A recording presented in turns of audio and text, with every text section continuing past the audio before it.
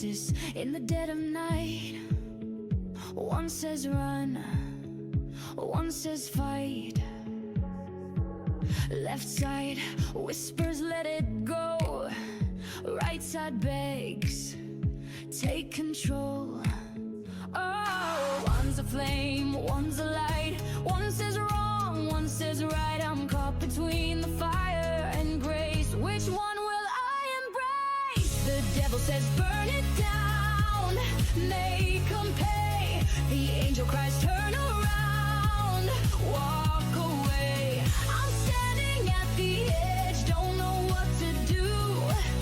With both of them whispering, the choice is you. Hello and welcome to KimCast. I am so glad you are here. I'm Kim. This is going to be the very first episode of KimCast, and it's a brand new podcast. It's been in the works for quite some time. But before we get started, I want to start by telling you that what this space is meant to be. I'm going to be doing series, so this series is strictly focused on one thing. But this podcast is going to exist to slow things down, to look at actual records, look at the processes, talk honestly about how decisions are made, especially when those decisions affect like everyday citizens. I'm not going to be spinning. There's no talking points. Yeah, I'm going to have some bullet points so I can keep on task. But just the documents, the process, the facts that you can see for yourself, because I speak the truth. Everything that I'm going to talk about, I have facts to back it up. I have documentation, I have legalities, and to be honest, I'm going to hold our elected officials accountable for the decisions that they make. And the fact that they think that they can just do whatever they want and nobody's going to do anything, that shows what kind of leader they are. And that shows like their transparency is terrible. And so today's first episode is going to be focused on the town of Farragut and an open records request that I submitted back in September. And so this is going to be a very detailed topic. And I just want to help you understand that some of the episodes that we'll do will be short. Some will go deep and be long. But every episode is going to be rooted in one idea. Transparency matters, and it matters most at the local level. And so it's a very important topic, the transparency, because public records are how a citizen becomes to understand what their government is doing, how decisions are made, whether the process is being followed. And I have a long history of doing open records requests with government entities. And so Farragut's not my first one. So I know what the process is. I know what it's like.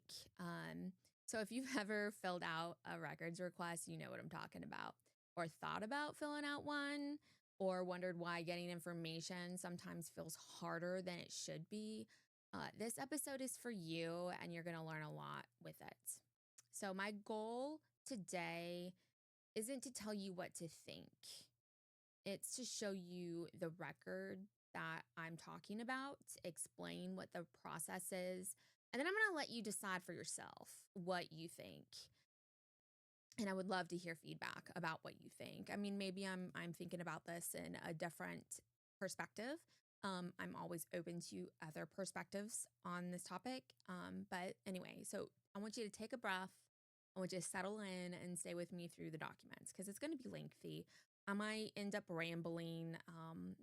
Getting used to doing the podcast and staying on point is not going to be my strong suit. So all these are going to be pre-recorded and probably edited. But before we get into details about this episode, I'm going to explain why I'm qualified to have this high level conversation and why I'm very confident in it.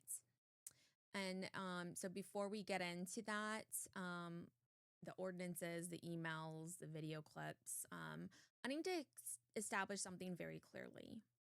From a very young age, I was trained by an government IT director. My father was an IT director for the government, and then he also did he had his own business as well, where he was trying to think of the word for it, where he basically gave his opinion to big businesses and things of that nature about their cybersecurity. And so I know quite a bit about it. Um, I mean, at 10 years old, I built my own computer from the ground up by myself. Okay. So this is not a theory. These are not abstract terms. And this is real systems, guys, real records and real consequences, to be honest. He taught me everything he knew that he was allowed to teach me.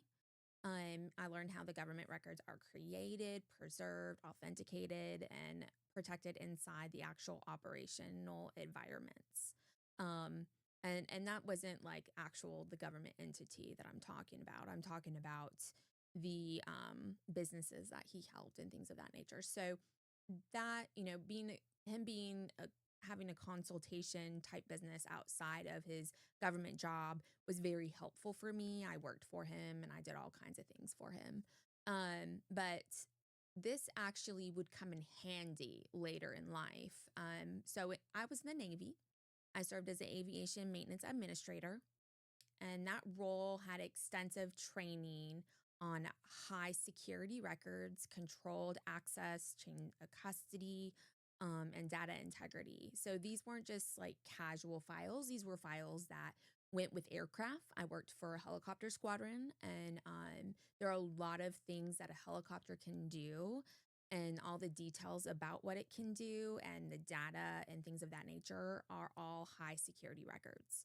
And so, I was tasked with making sure the aircraft was safe, you know, with all of the inspections and things of that nature, making sure they were done on time. I was, the compliance of the records and the accountability of them. Um, in that world, you do not clean up records at all. You don't. You do not reformat originals to make them look prettier or better put together. You preserve them exactly as they exist. Okay. That's one of the reasons why I'm so adherent about that. Um, but this principle has never changed at all. And it's just mind boggling that these government officials that are sitting up here for our little town can be so pompous with the fact that they don't understand what they're doing or what they're talking about, but yet they're going to give me advice or respond to me. That make sense, guys. And so I am not outdated in my knowledge. I keep updated with record management standards. I know they change. I know they evolve. I really love digital evidence practices. Those are very fascinating to me. And there's a reason why I know so much about it, but we're not going to get into that today. Um, I did a lot from 2021 to about 2023. I did a lot of training on forensics digital evidence practices. Okay. So I know quite a bit about it.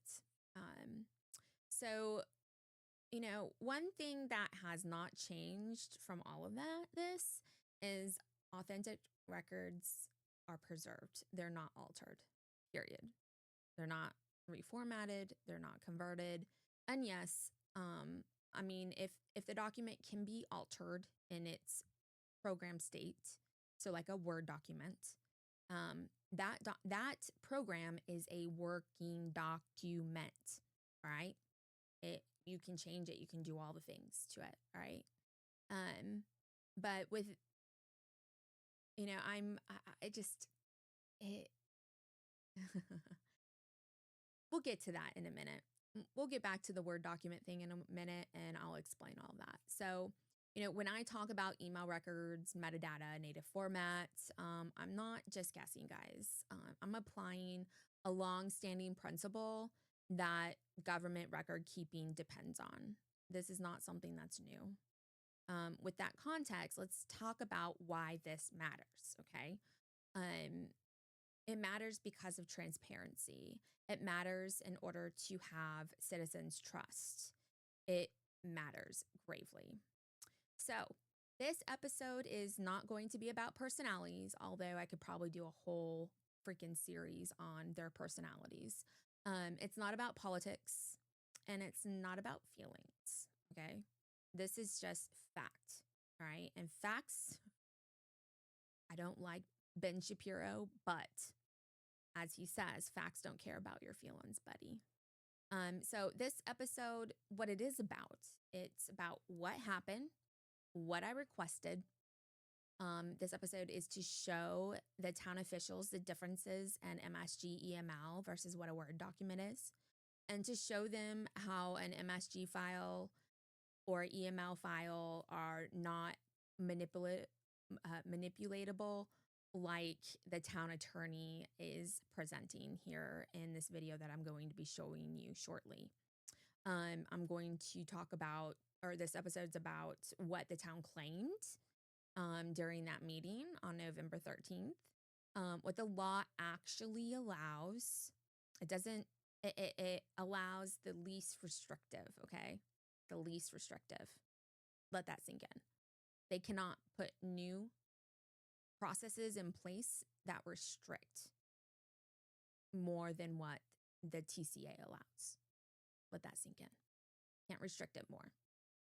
And then I'm also going to go into details about what happens when the process starts to drift.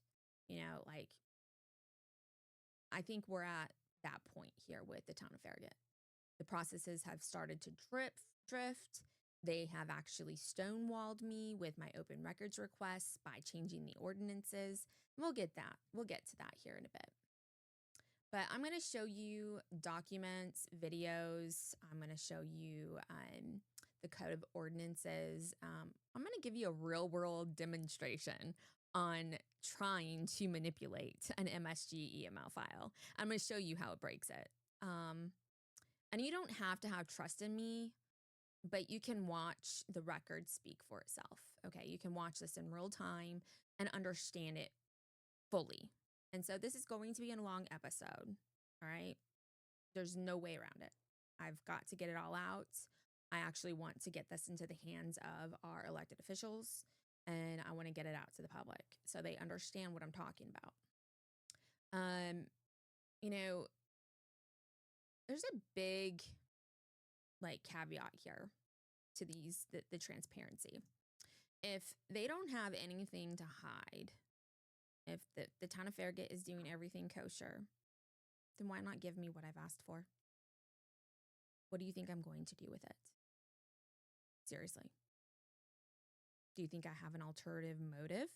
And even if you think that's not grounds to deny me my records that I've asked for. So, but because citizens, sorry. But when citizens really stop asking questions, that's when the government stops explaining their actions. That's when things go sideways and get chaotic.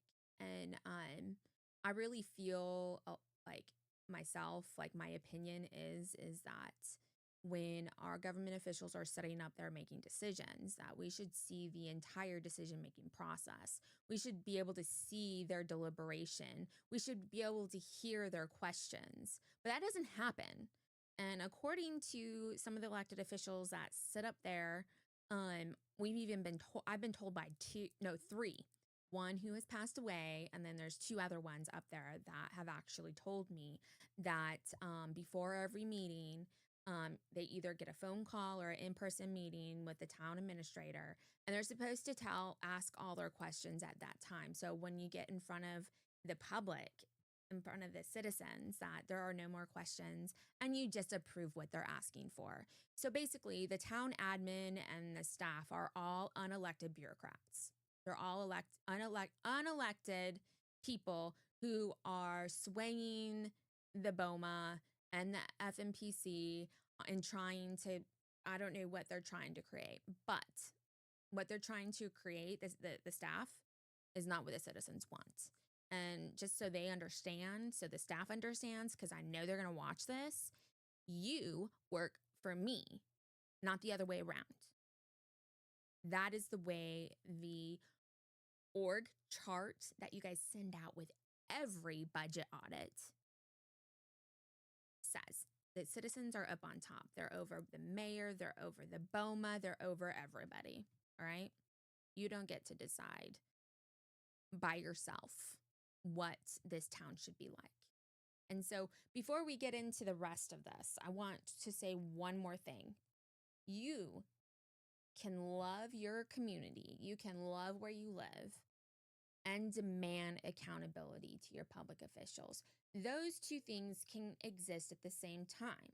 You can pry into government operations and still love your community at the same times.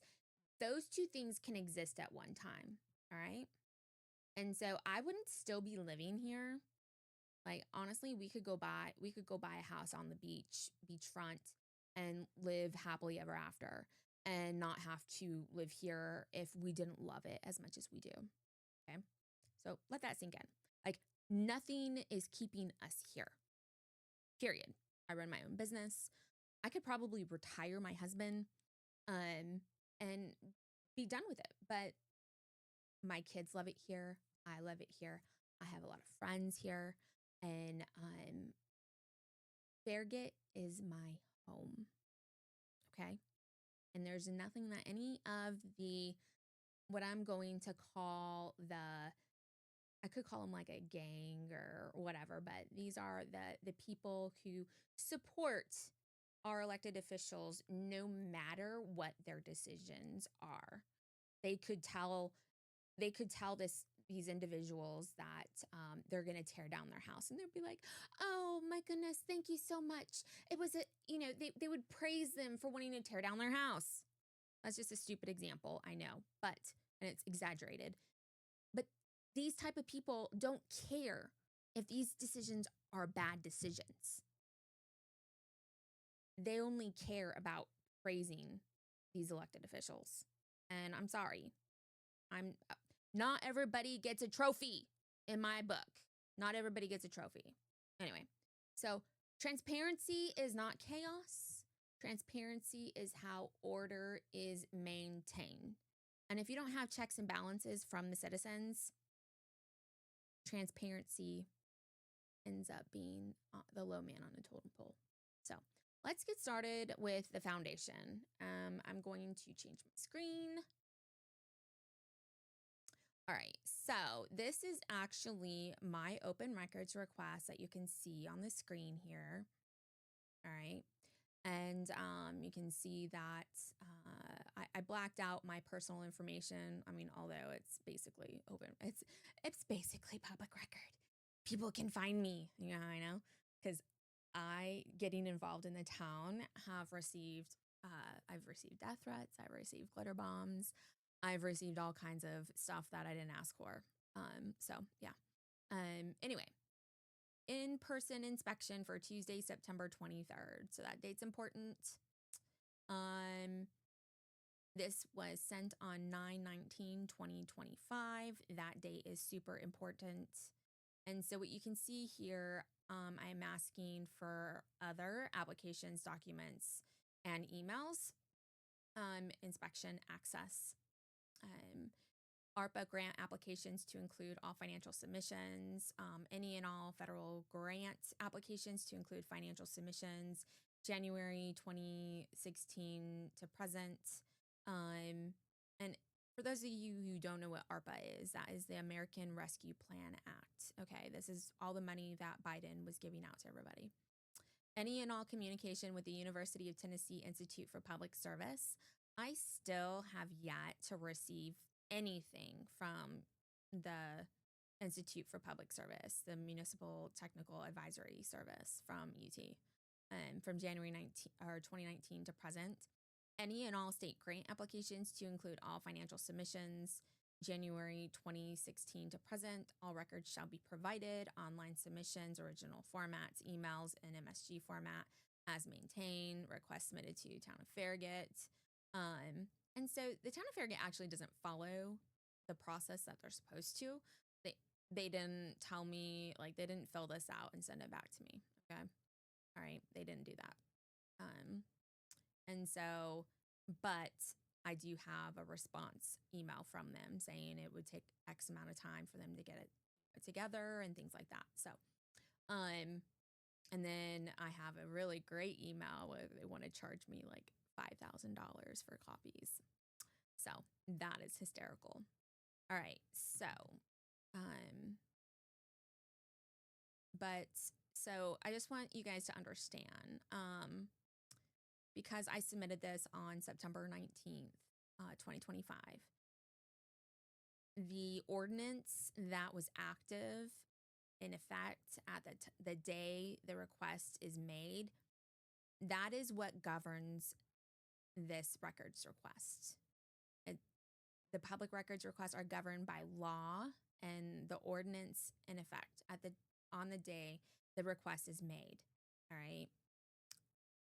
Not by what gets passed later. So they stonewalled me with a new ordinance, doing all kinds of different language in it, trying to put in the secure format language, things of that nature. And but the Tennessee Public Records Act was applied, and the Farragut Code 2-104 existed in a specific unamended form. And I have a copy of that form because I don't know why I downloaded it, but I downloaded the entire Town of Farragut Code of Ordinances. It's like over 1,000 pages. It's crazy. So, but in the original Code of Ordinance 2-104, there was no, like, and actually in the whole Town of Farragut ordinances, there's no secured format language. There's no expanded restrictions. There's no retroactive authority. Okay. That timing actually matters, and everything that follows hinges on it. So, and so that's why that ordinance is going to be brought up a lot with me, because that is what the town is supposed to go by with this records request. And they're trying to stonewall me and deny me access to the records that I requested. And they've done it several times since they changed the ordinance. And they did it purposely because I was inquiring about these records. So now I'm going to play a clip from the meeting here shortly. But before I do that, I'm going to just show you, well, I might get into this a little bit later. So I'll get into that later. But let me switch my screen so I can get the video up. And now I'm going to play this video and I'll go bit by bit. I'll pause it at strategic times because I want you guys to be able to see 3 separate things about this video. What the town attorney claims the law says, okay? What he admits he does not understand technically, and what the town is actually doing to the records. Watch closely, not just what's said, but what's assumed, what the innuendo is here, okay? All right. And in my opinion, because of all of this, I personally think that the town admin and the town attorney are liabilities to the town. So, all right. So here is the video. Hang out with all the kids, and then cookie decorating and everything else in between. But, David, next. Lawyer's report.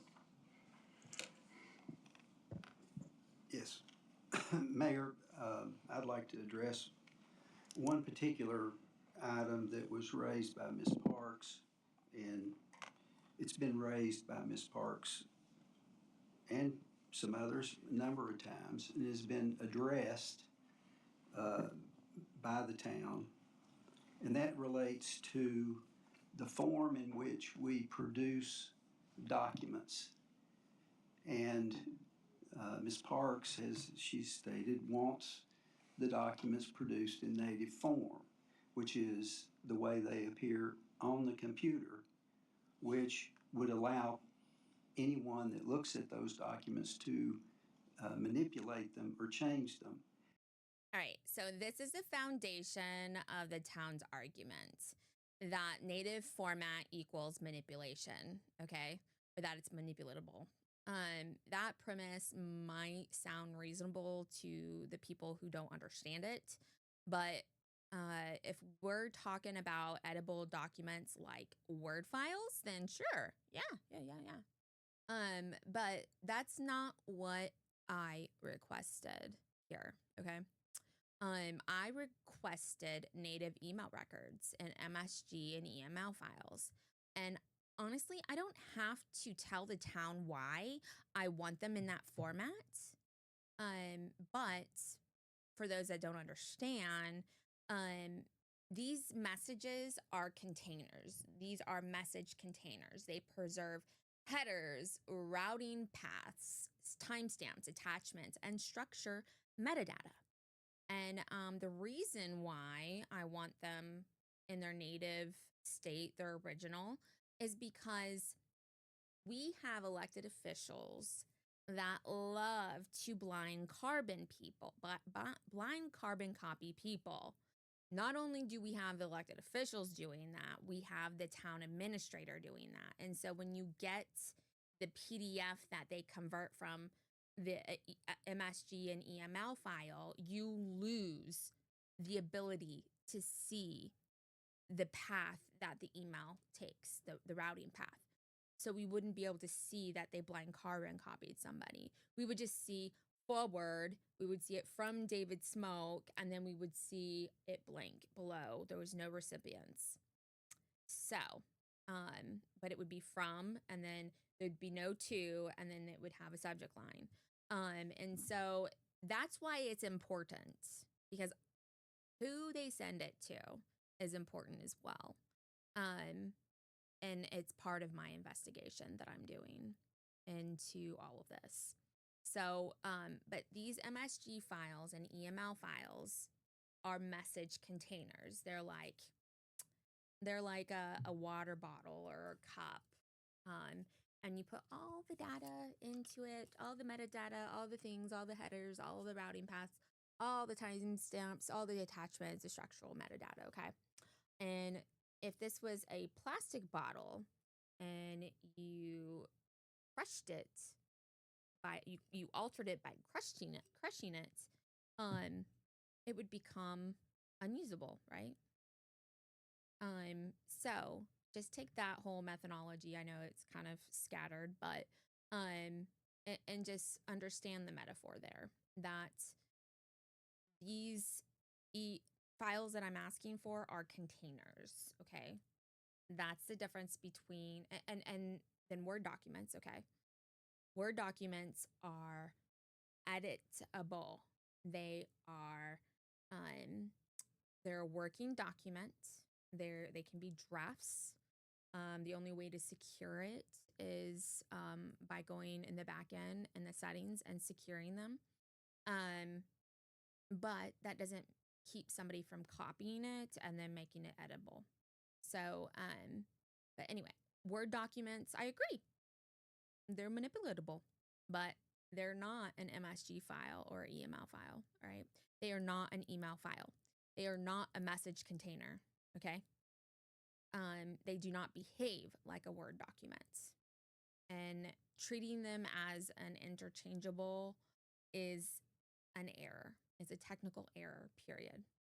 This distinction isn't academic, guys, okay? Go and Google it. It's everything. So let's get rolling. have an Open Records Act and we have an Open Records Council. Tennessee Code Annotated has a provision that requires the Office of Open Records Counsel to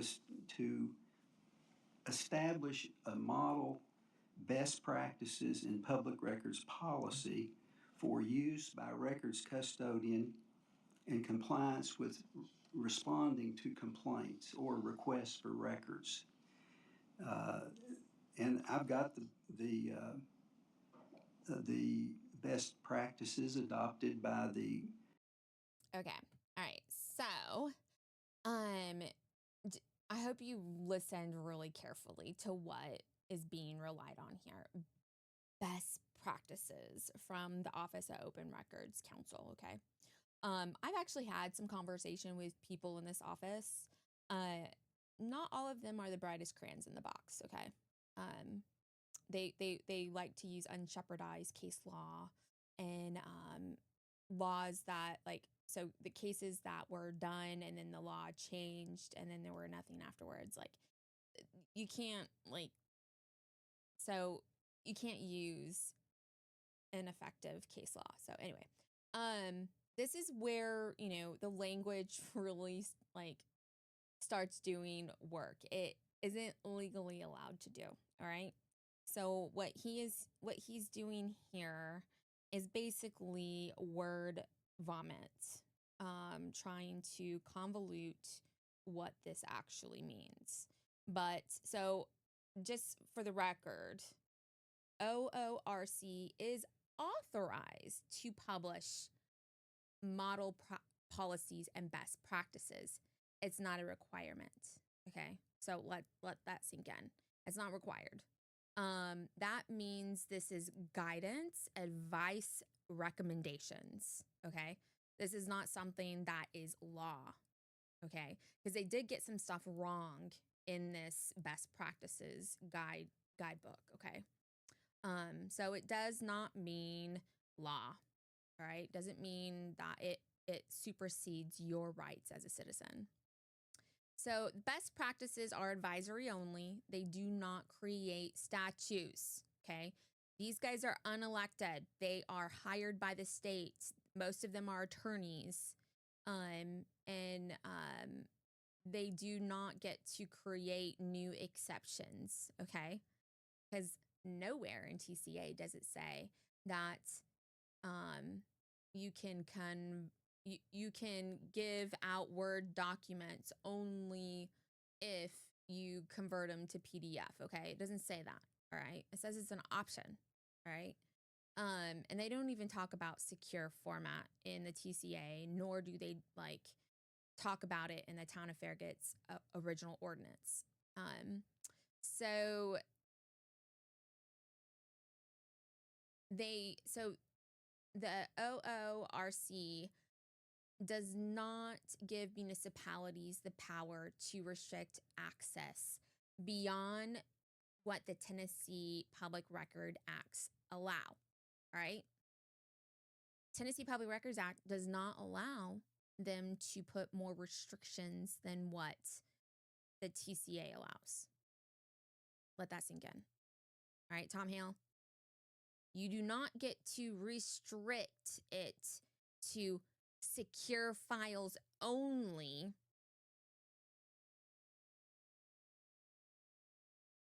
if the Tennessee Public Records Act doesn't allow it. All right, Tom? I hope you're following along here. And so this is very crucial. Best practices do not override statutes. They do not override ordinances, and they absolutely do not apply retroactively to pending requests. Okay. Then what's funny, when the town says we're following best practices, what that actually means is we're following guidance unless that guidance conflicts with law. But yet they're willing to follow the guidance that actually conflicts with the law. All right, let that sink in. They're wanting to follow the very guidance that conflicts with it. And so when the guidance does conflict with the law wins every time. So if I were to take this in front of a judge, if I were to petition a judge to talk about this and to rule on this, my guess here, in my opinion, is that they would find it in my favor because I have all of the evidence, I have documented it, I have a timeline of it, I have all the things, okay? But I'm pretty sure I would.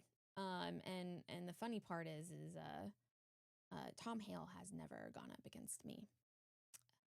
Anyway, and as he says, he'll say it here in a minute, but he's not technologically savvy.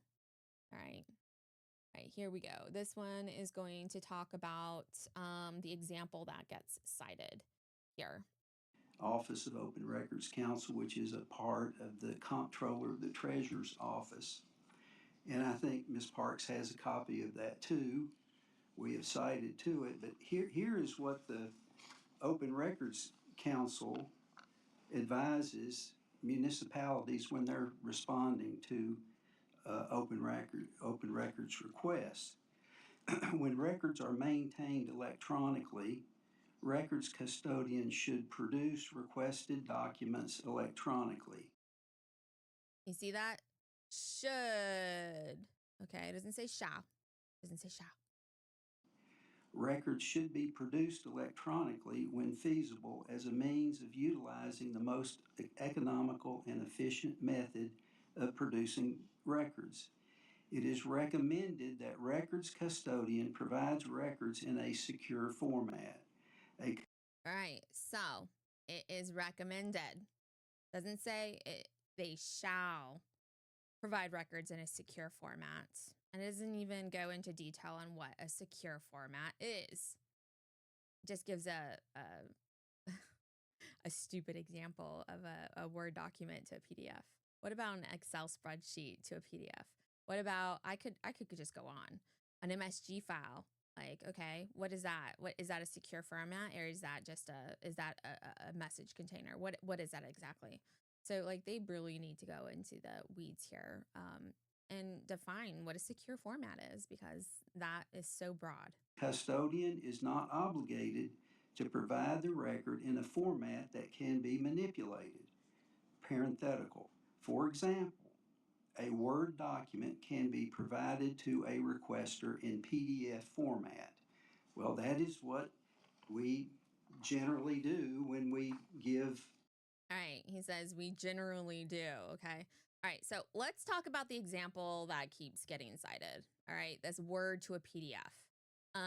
Yes, their best practices include the Word to PDF example.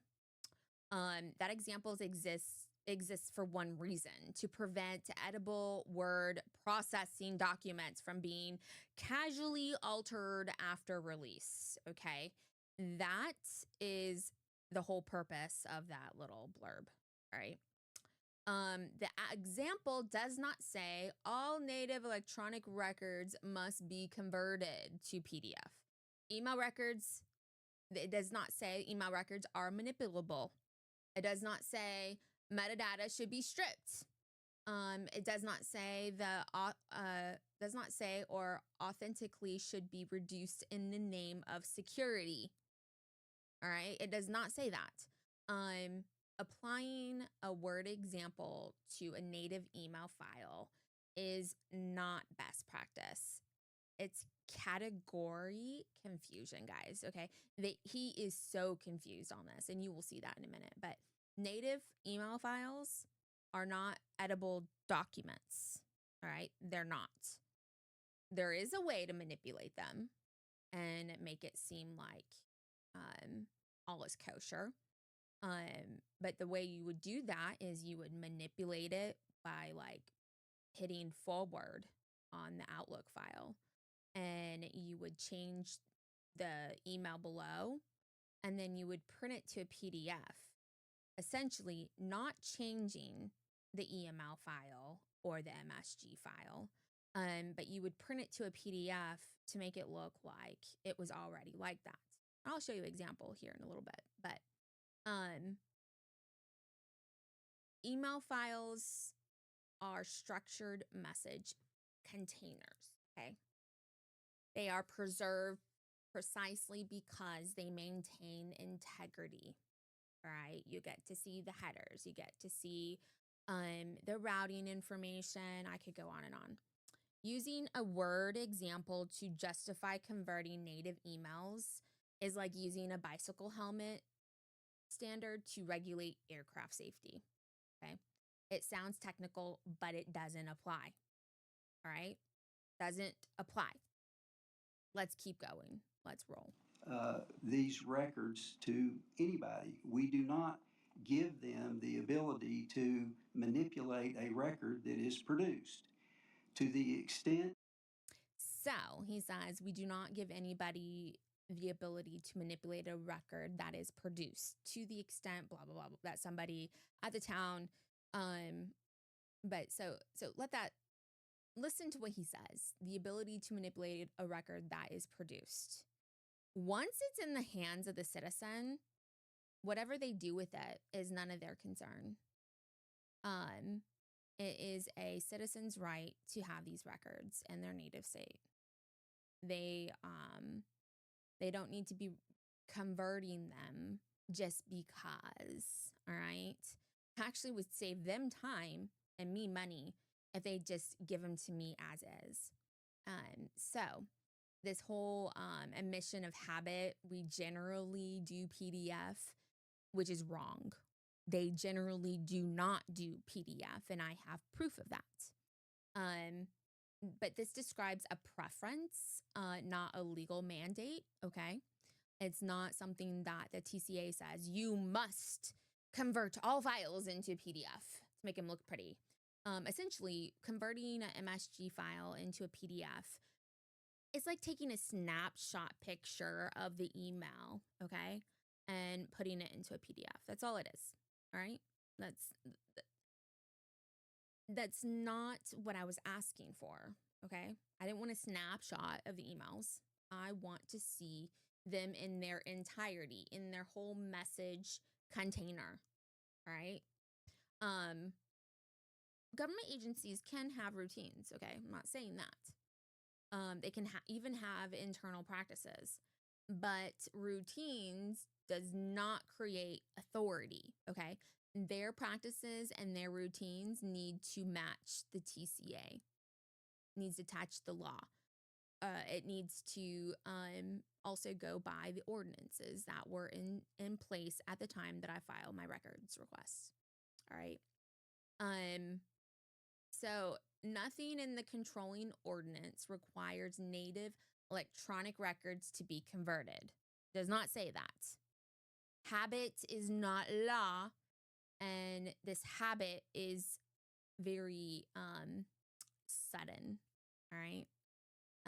Let's see. All right. So he goes on to say that metadata is not part of the record, which is really funny.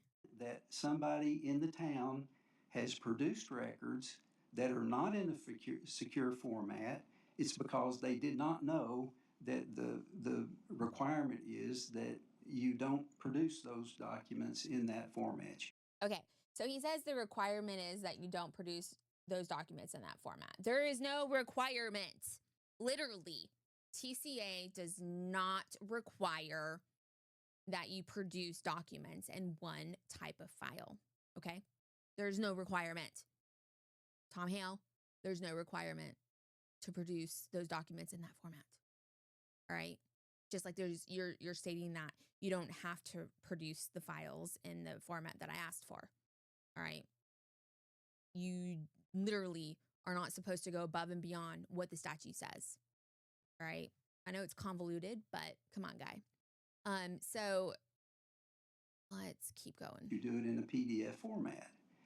And as far as I'm aware, I've not seen any request where the record requested was the record that would show things in the record that is not.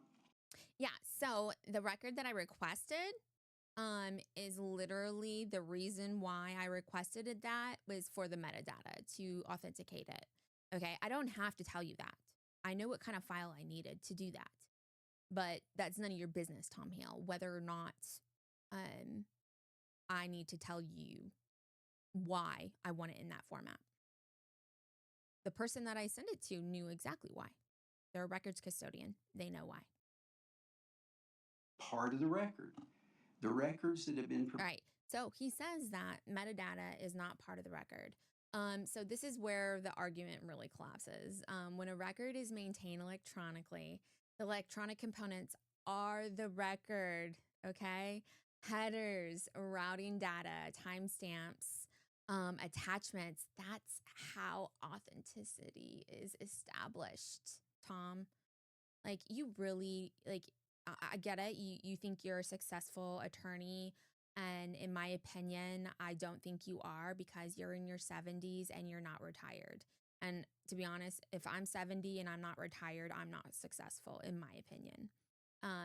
So the fact that you have zero knowledge on this topic and you're sitting up there parading and berating me is very telling. And you are a liability, in my opinion, to the town of Farragut and to yourself.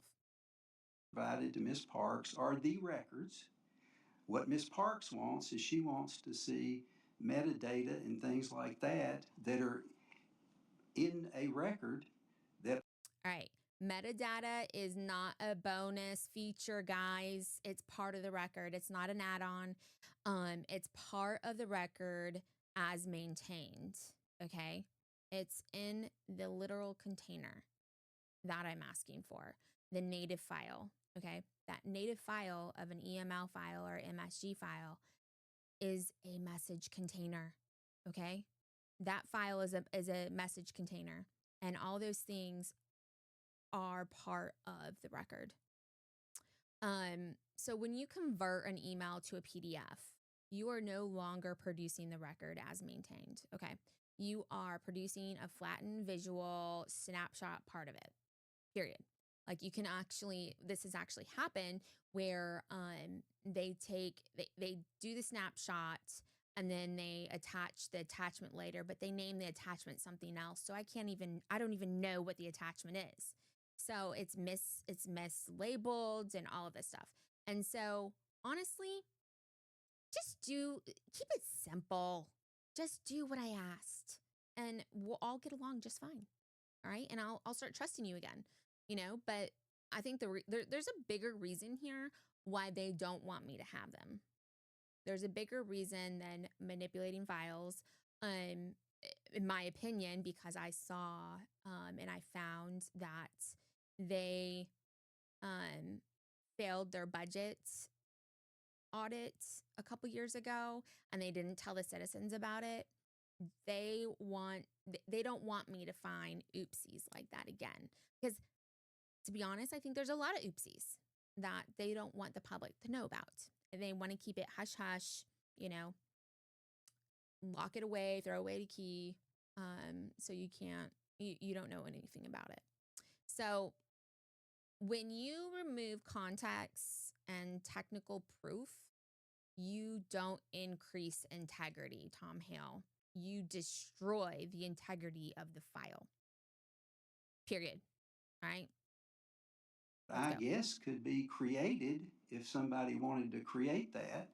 I guess it could be created, says the man who has no idea what he's talking about. But that's not what's been requested. So you've gotten what you've asked for, Ms. Parks, and we've given you this citation, and you want to argue about whether or not the Open Records Council has authority to interpret the act. Yeah, so they don't have the authority to interpret the act to make up new restrictions, okay? Tom Hale, they don't. And you know that. And it's whatever is least restrictive, okay? Go back to your law school 101 and you'll know that. So, okay. So let's keep going. They have the authority to adopt these best practices, and that's what we're following. And you do not have to follow the best practices. That is not anything that is law. Like I'm sorry, your best practices little guidebook is not law.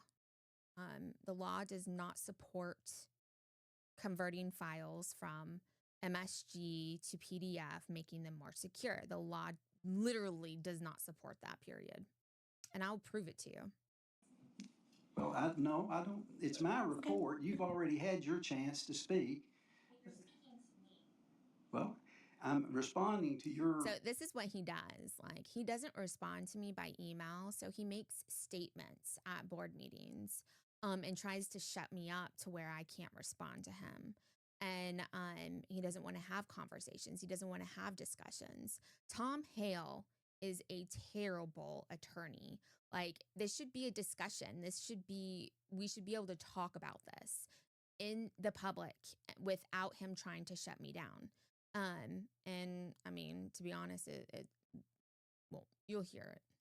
Concern, or the thing you're raising. But you're saying inaccurate things. Well, because you cannot manipulate an MSG file. It's not a Word document.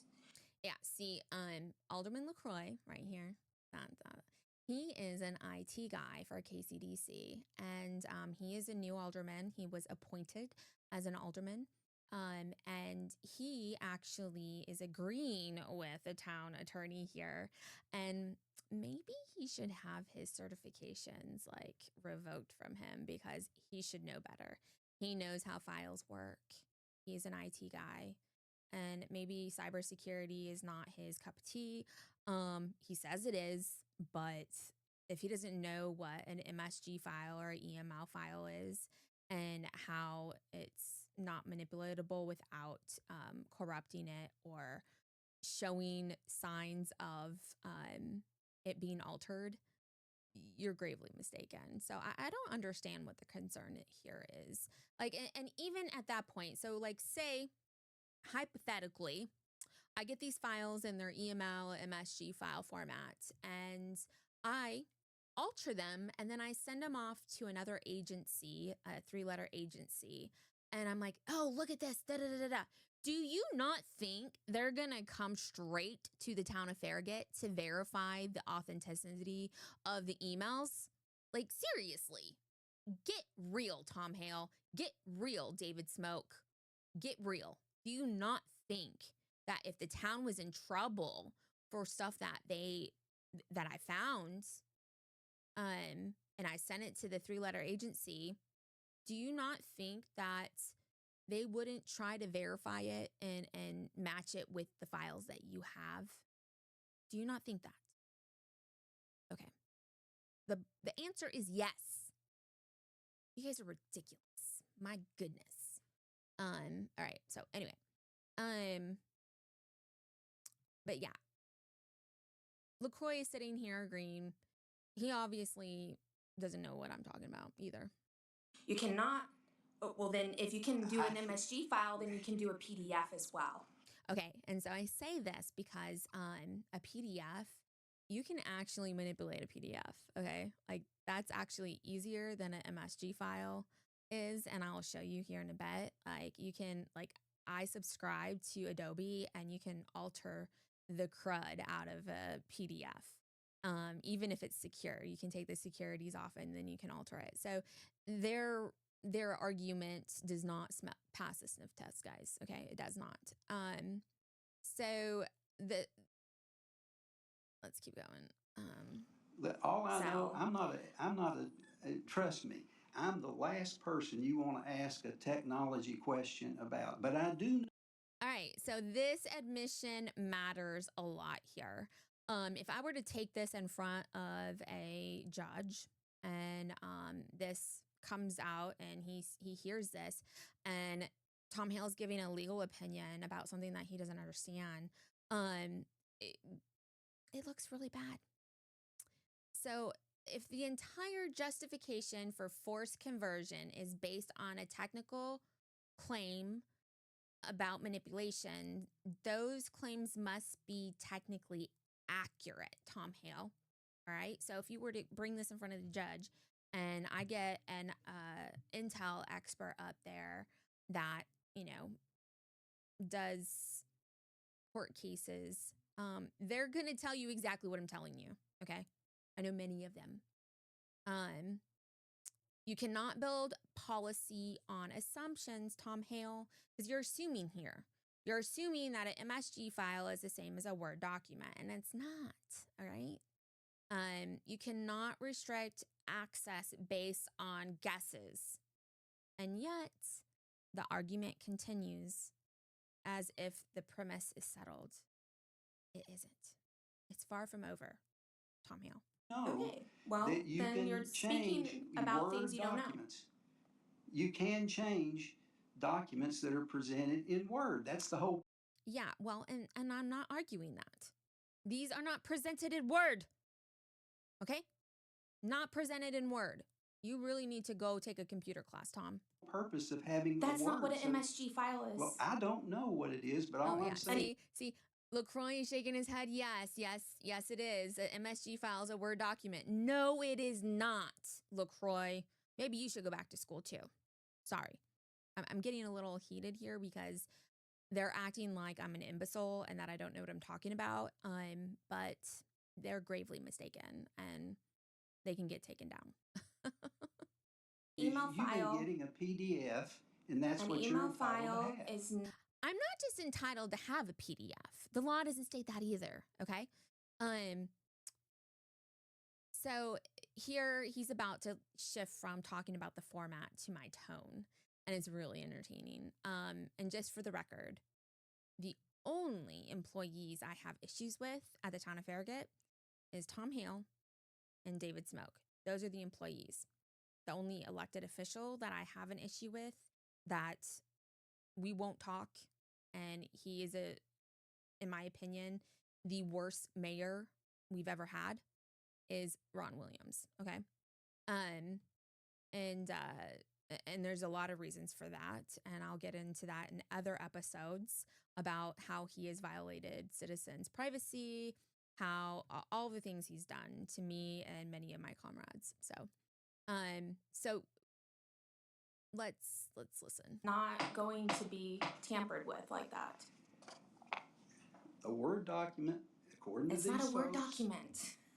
can be changed into a PDF. Okay. I'm not saying that a Word document can't be changed into a PDF. Duh, Tom Hale, we know that, all right? That's not what I'm saying here. I am saying that an MSG file is not a PDF, all right? It's not a Word document, all right? There are different file formats for a reason.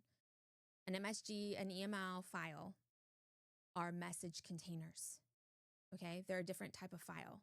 They're not the same as a PDF or a Word document. They hold different data. Well, to the extent you have technical questions that are above my expertise, I'll admit we'll maybe need to get an expert to respond. All right, Tom, I'm somewhat of an expert, okay? I've got all the technical training and expert status that you need, okay? Period. I do. Oh, gosh. But you're not entitled to have documents that you can manipulate. And see, I'm not asking for files that I can manipulate. All right, Tom, I'm not. And that's what we understand you've been asking for. Yeah, so he thinks I'm asking for things that can be manipulated.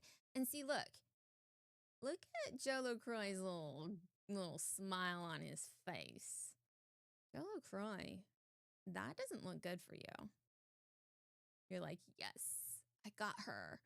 And for the record, Joe LaCroix is my neighbor, okay? And we don't really get along all that well. Because that's for another episode, guys. Well, I know you're not going to say you're going to. Yeah. Oh, I know you're not going to say you are. So they're accusing me of manipulating records right here. Like, it's just unbelievable that they're doing this. Manipulate it, but well, that's well, the documents we're giving you have the content of what you're asking No, they don't. They do not have the content of what I'm asking for. for, and you. Well, I know. Well, the subject, you've caught people changing. And for the record, Tom Hale, I'm not talking about the town of Farragut. I've caught people changing documents, period. Not talking about the town of Farragut, okay? Now that's where I want. Yeah, that's what I want. This is why you come in here and you say people have changed things. So watch this pivot, guys. All right. We move away from file formats. We move away from record integrity. And suddenly we're talking about tone, motives, personal conduct. And that's a detour. And that is intentional, guys. And I'm just not going to take it. I'm not. This episode is about records, it's about law, it's about process, not personalities. But he literally digs into me as a person. And I dispute that.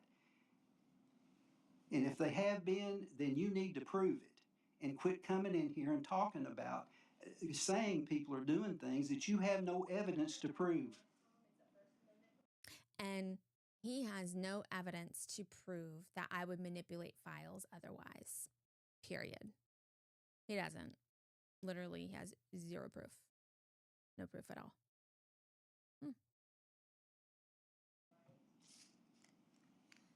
Well, the problem is people in this town work hard to make this place work like it's working. And it doesn't help when people come down here and say people are changing documents. Well, if you have evidence people are changing documents to somehow gain some advantage or to take. Never said they're changing documents to somehow take advantage of anything. I've never said that. He loves to put words in my mouth. I'll tell you that. What I said is that people change documents. Plain and simple. One line. People change documents. They do. To make it in their favor. So, I mean, that is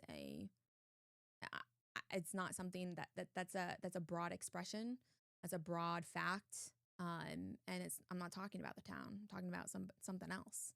But just listen to the rest of this. Take advantage, steal money, or do something else inappropriate, then listen to him carefully. Like all of the things that he's talking about right here. I've never said anything like that. So, I mean, is he telling us what I might find? I don't know. I'm going to find out though. I've never said they're taking advantage of anything. I've never said they've stolen money. I've never said anything about anything inappropriate about this whole thing. So I did say at one point that the thumb drive that they gave me was altered from the original state that I reviewed it in. They did do that. That is a fact.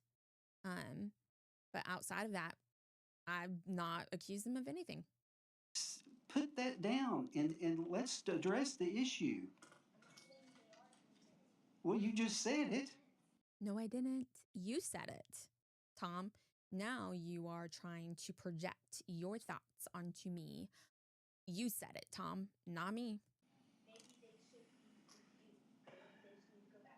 So I go on to explain that other people have, in fact, changed documents. I'm not talking about the town of Farragut. But I'm bringing this up because maybe they need to go back through training. So, and understand that they're not supposed to change documents the way that they are. There are other options. But the way that you're up there just painting me like some kind of villain to the town individual. I read your. I know now the pivot again. I read your emails. I know the tone. I get the tone, and I know how you talk to our. Yeah, so he does not know how I talk to employees. Actually, like I have fun conversations with Mark Shipley, the front desk ladies, the HR director. Oh my God, she is amazing. There are plenty of employees that I get along with at the town of Farragut. So the fact that he thinks this is hysterical. Very hysterical. Employees. Yeah, I believe I do.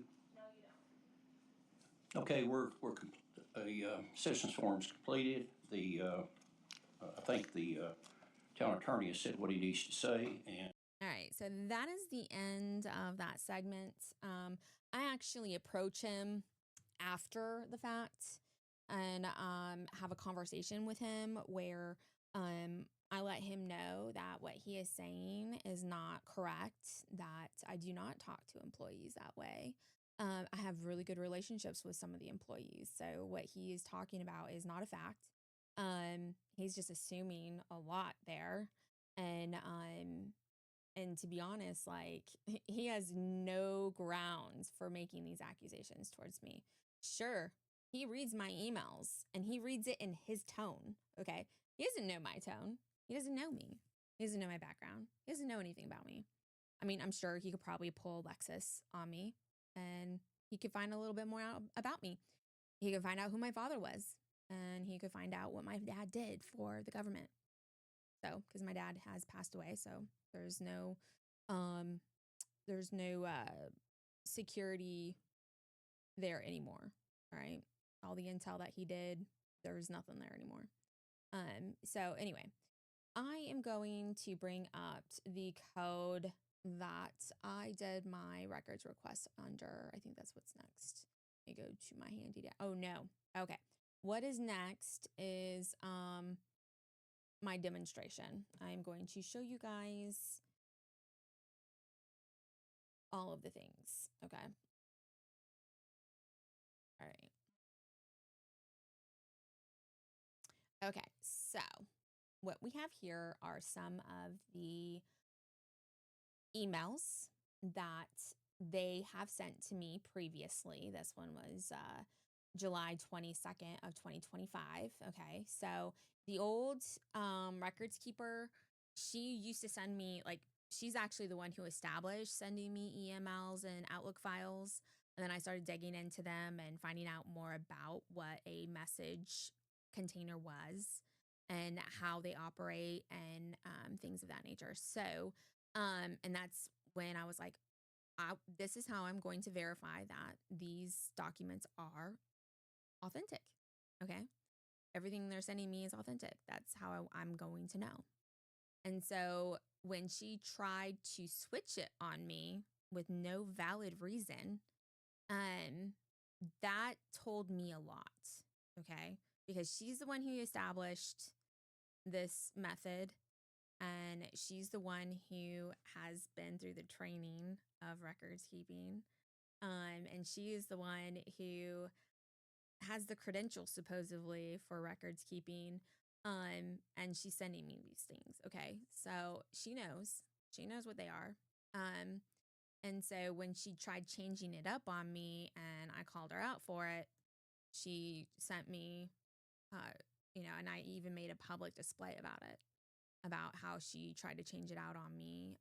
She did a bait and switch and with the thumb drive. And so, yeah, anyway, so I'm going to open this up and I'm going to show you what it looks like. All right. So this is what I'm talking about. Okay. This is from the state. This message is a HTML file. Okay. And this is what it looks like. Okay. All the info. You go up here and he sends it to himself and then he blind carbon copies a whole bunch of people. Okay. Can't see it in here. Can't see that he blind carbon copied it. Which honestly, they need to stop doing that. When it comes to, I mean, this was okay because this is like out to every single elected official. But when they're forwarding things, everybody should see who's on that list. Government officials shouldn't be able to blind carbon people like that. There needs to be rules. Okay, so what is this? Let's go look at all this stuff. All right. So this is not like just doing this. This is not a Word document. Okay. I can't edit it. Okay. No editing. All right. You can try to treat it like, go over here, troubleshoot. So you don't get all of the information that you would get in a normal one. Okay. All right. Let's see. What's that? Switch background. Da, da, da, da. Nope. So what I'm going to do is I'm going to close this out and I'm going to open it in a note, a Microsoft Note. Okay. And I'm going to show you what the data looks like. All right. Okay, you can see here all the data, Cambridge math, all the things. I'm not going to sit here and go through it with a fine tooth comb, but you can see what it looks like, okay?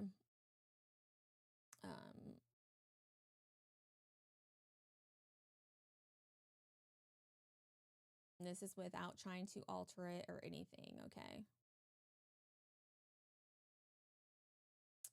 And it will tell you making sure that the sender is good. You can go, I'm not going to go through all the information, but it shows how many times he sent it, the routing and all of that. So he sent it to, look at how long this is. He sent it to a lot of people. Okay, he sent it to a lot of people. And that's all I'm really gonna kind of go over, just looking at that. So this area, you can go in and you can write a whole bunch of stuff. Okay, right. Test,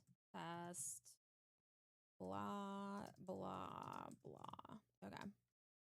And I'm going to go file, save as, and I'm going to go MSG. This is going to be the control. Well, not really control. This is a test. The control is the original. All right.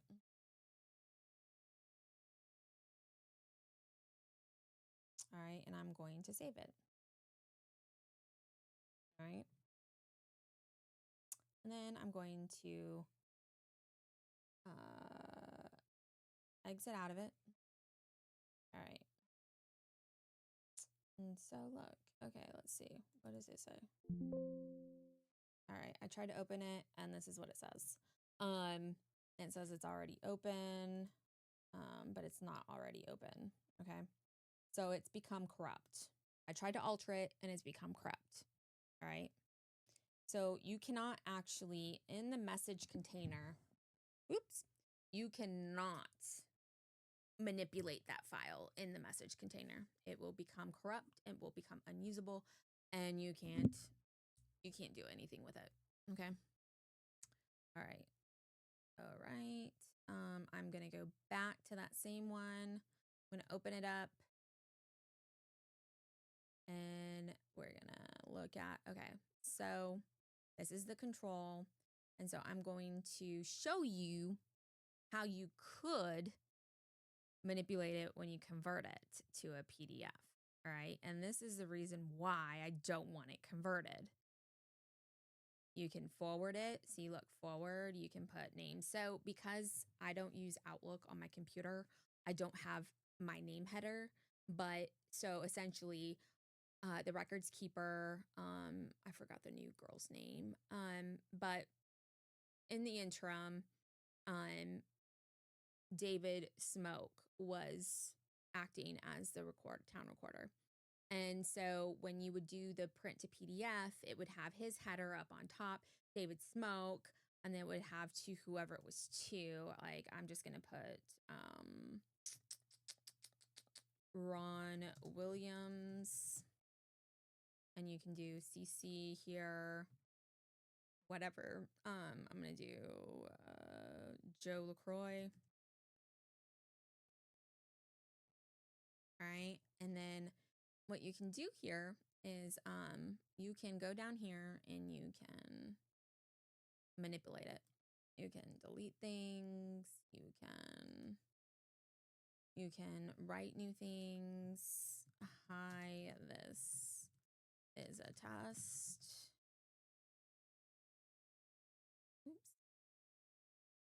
blah, blah, blah. I'm typing too fast for my fingers. All right. And then what you can do up here, you convert it. All right. You do print. You can do print to PDF. Okay. And it'll show you this. Or you can do save as. And you can do text only. You can try to do it this way, but it's not going to save. It will just stay corrupted. So I'm going to cancel that, but you PDF it. You do print to PDF. And typically if I had the settings set up for me using Office or Outlook, the name would be up here where the little magnifying glass is. But look, you can see right here where I'm like, this is a test, blah, blah, blah. You can do whatever you want to it. Okay, you can do that with reply, all of that kind of stuff. And the most important thing that they would be doing is we would find one. I should probably find one that is, I'm gonna say no. But I can find one that has an attachment to it. And you would want to use forward for that function. So, and you can actually erase that. You can manipulate the entire email here before you convert it, but you can't save it. It won't save. Okay. There you go. No. As you can see, it would not save. When I try to do it this way,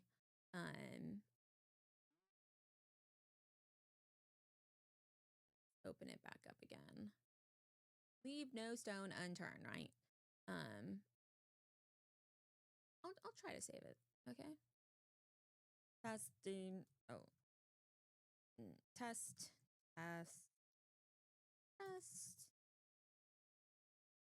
Blah blah. I'm gonna do this. Ooh, look, let's see. You can actually add that. Oh, look. All right. And then you can go, ooh, print. PDF. Oh, look. Attachments. Da da da da da. Oh, look. All right. You can manipulate it all you want when you switch it to PDF. And then you won't have any of the routing information, so somebody can't sit there and verify that that's really what happened. Okay. But let's go and let it save. All right. Let's save. Right. Save. I saved all of it. Okay.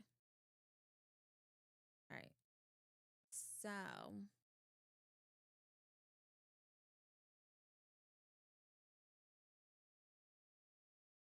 it did not. This is the original.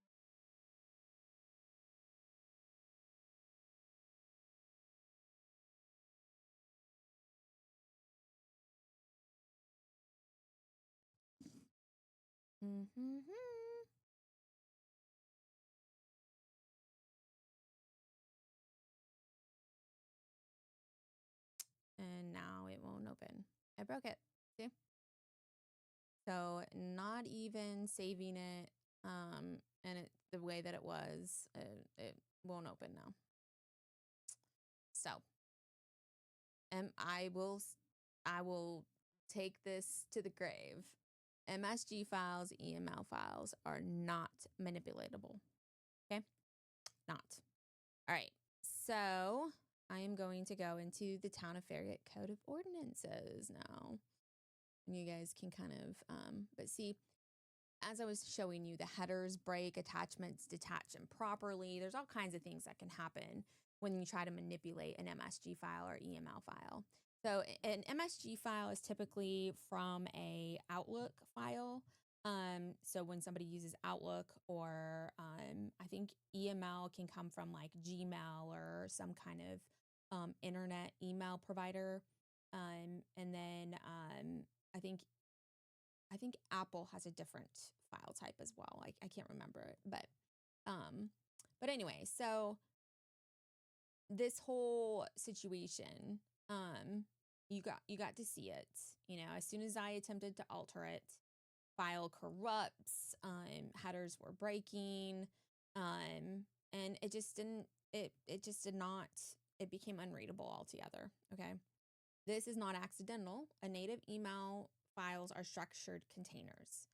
They are designed for preservation, guys. All right, not casual editing. All right. If anything, I am going to open up another PDF somewhere and you guys can see that it would be easier to alter a PDF than anything else. So I'm going to open up. Oh no, that's not it.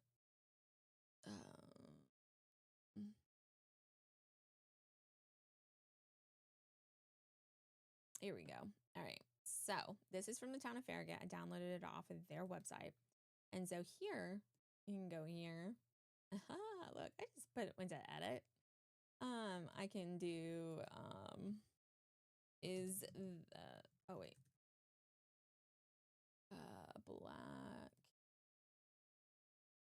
Black. Let's see. Text.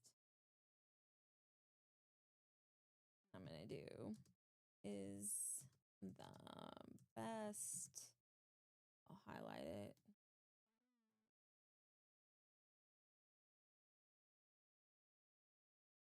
You can delete things, definitely. Okay. All right. You can do all kinds of stuff. Header, footers on here. You can do watermark. You can do all this stuff. Okay. You can sit here and you can edit this file.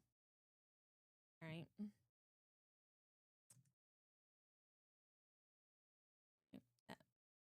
I'm not going to save it though. So see how easy that was? And that's from a file from the town. Let's see if I can find another file that they sent me.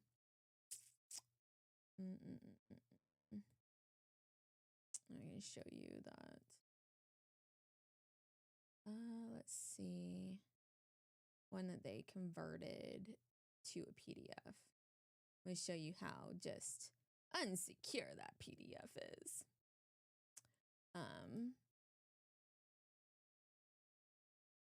And to be honest, like, my 2 cents is, if you have nothing to hide, then why not just give it to me?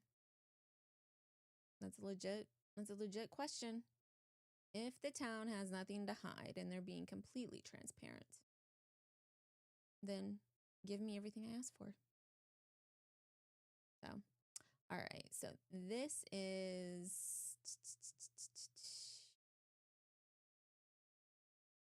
all right. Here, I am going to open this up. All right, so this is one of the PDFs they sent me, or that they gave to me, that they converted from an email. That was an attachment. Let's see. All right, let's open this one up. Okay, this is a budget memo. These are attachments.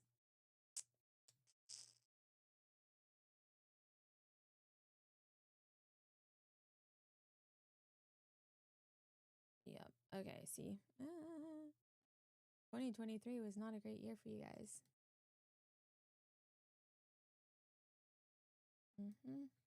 Audit.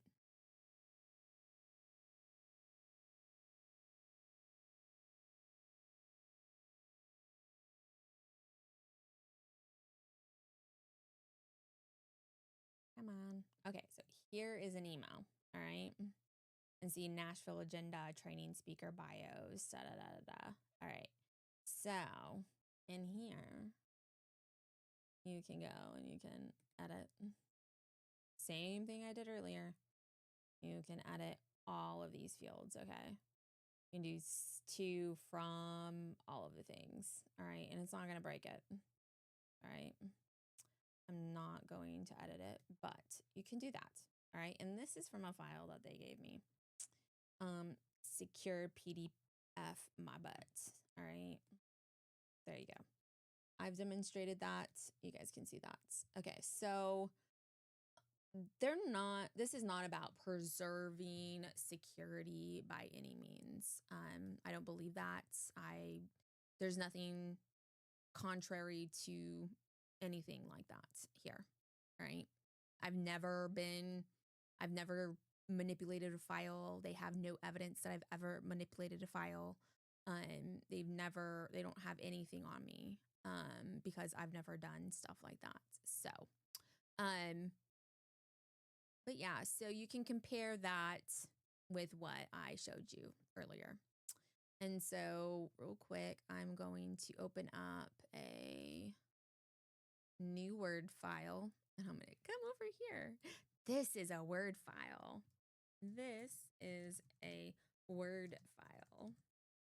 And I can be edited. Oh, look. Oh, I can even do that too because I suck at spelling. So look. Okay. Yeah, sure. Wasn't disputing that, okay? Don't save. All right. So once the email is converted over to a PDF, all of that data that I showed you earlier goes bye-bye. It doesn't stay at all. And so I can actually show you in that one that I had just opened. I'm going to go to try to open it with, yeah, see, I don't even get the option to open it and look at the data like that. Let's see, edit in Notepad. Let's see what that, oh, look, see, like that is all corrupted. I can't even see anything. I can't even verify if it had been altered or not. So, yeah, this is not okay. So, anyway. So, that being said, oh,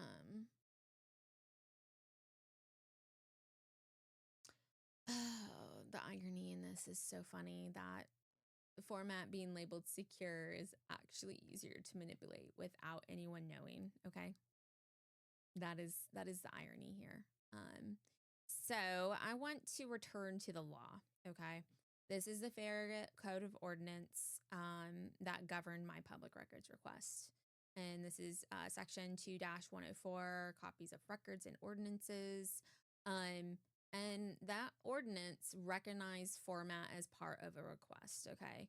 It does, not just once, but several times. So the format in which records are requested, if they're not available, they can deny you. But these are available, okay? This is not something that's not available. I can get MSG files, easy. I've got, not only do I have proof that they've sent them to me before, they've provided them before. Oh, and during this records request that they were like, oh, you have to convert everything to PDF. They've actually given me Excel files that are editable and manipulatable. Let that sink in. That's so funny. So this right here, electronic records, talks about requester wants the record in a format different than contained in the computer. Additional delay in delivery of such records may occur. So this insinuates that I can ask for the format that it's originally in. Okay, you don't need to create a new format for me. Okay, I'm not that special. All right. The requester shall have. So this is a must have any digital records transferred to a diskette or other compatible storage mediums. Request paper copies, transfer electronically. If feasible, view the information in the town's computer equipment and read-only format if reasonably available. So, yeah, literally, it, it uses mandatory language granting options to the requester. Okay, so inadvertently, I can ask for a certain format. This right here, however, where public records requests are electronic records and the records are not in the format requested by the requester, which means that the original format is acceptable. A special computer program must be created to retrieve such records. In the requested format, the department head shall estimate the cost.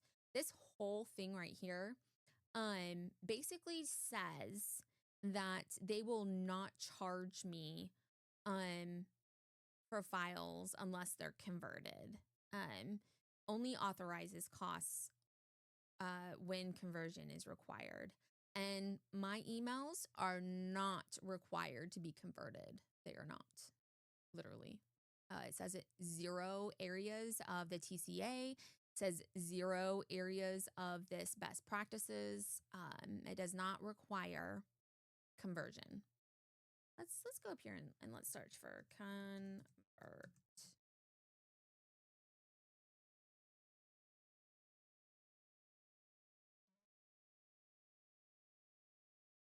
All right. Yeah. See, it doesn't even converting a file to PDF using convert to PDF tool. Yeah, you can do that. Converting a file to PDF using microdip, convert PDFs. Yeah, you can do it. It's an option, but it's not a requirement, guys. Not a requirement. So, but those are just tools. So, so let's see. So, in a nutshell, the town of Farragut is not abiding by the ordinance in which my records request is falls under. So, if it's not written in the Tennessee Code annotated, it's not authorized. So they cannot require that all files be converted and then make me pay for it. Okay? They can't do that. Literally. That is not economical. Trying to charge me $6,000 for files is ridiculous. Once again, the new ordinance that was done on September 25th to subvert and stonewall me, is not retroactive. You do not get to apply it to this open records request, period. And so you have to go by what this says, okay? So another time that it says, the requester wants copies in a format the town equipment cannot duplicate. Such copies can be made on a commercial copy equipment. Okay, so this insinuates that I can ask it for in a different format. I mean, come on, guys. Like, read your ordinances, Tom Hale. Let's see, next bullet point. So just so you know, guys understand, you do not get to retroactively apply ordinance like this when I'm in the middle of doing an open records request. It legally cannot be applied to the pending request. The rules do not change midstream. That is, it's not legal. So just so what everybody understands why this matters. This isn't just about me. This affects journalists. It affects homeowners, developers. It affects anyone who relies on public records to understand how government decisions are made. If original records can be altered for convenience, transparency becomes optional. So, and when transparency becomes optional, accountability disappears, guys. And they have this, especially Farragut, they have this mentality of, if you don't like it, sue us. And I'm sorry, not everybody has the capability to go hire an attorney on retainer at all times to just come up against you because you guys want to do whatever you want, however you want, whenever you want. And that's not how this works. So everything that you've seen today is grounded in the request, the ordinance, the public video that's recorded, and then my real world and demonstration on the integrity of the records. So there's no speculation here. I'm not assuming anything. I didn't take any shortcuts. There's nothing to hide. And so I really hope that you guys watch this all the way through and that you got something from this. There should be no resistance in providing records in their original format. Literally no resistance, especially these ones. You know, I feel like when we stop talking to one another and we stop asking the hard questions, that's when things become gray chaotic. Transparency is not a threat to the government, okay? It is a threat if you are doing bad things, but it's not a threat to the government as long as they're doing everything to the letter of the law, in the spirit of the law. You know, it is a foundation of public trust. If I can't trust you with my open records request, how can I trust you to make good decisions? So, I'm going to be doing multiple episodes on issues with the town. This is just the first of many. But the next episode, I will probably dive deeper into how this affects other things and affects real outcomes, and why this process matters more than personalities do. Okay. Like this whole thing where he tried to turn my tone in my email against like how I talk to employees is absolutely ridiculous. So until next time, um, I really hope that you'll stay with me on the record. If this resonates with you, please like, subscribe, and turn on the notifications so you don't miss the next part of this series. It's going to be fantastic. I know this one was a bit long. I'll try to keep the rest of them under an hour. But again, I want to thank you for being here, and I want to thank you for staying with the record with me. And I hope you guys have a good rest of your day.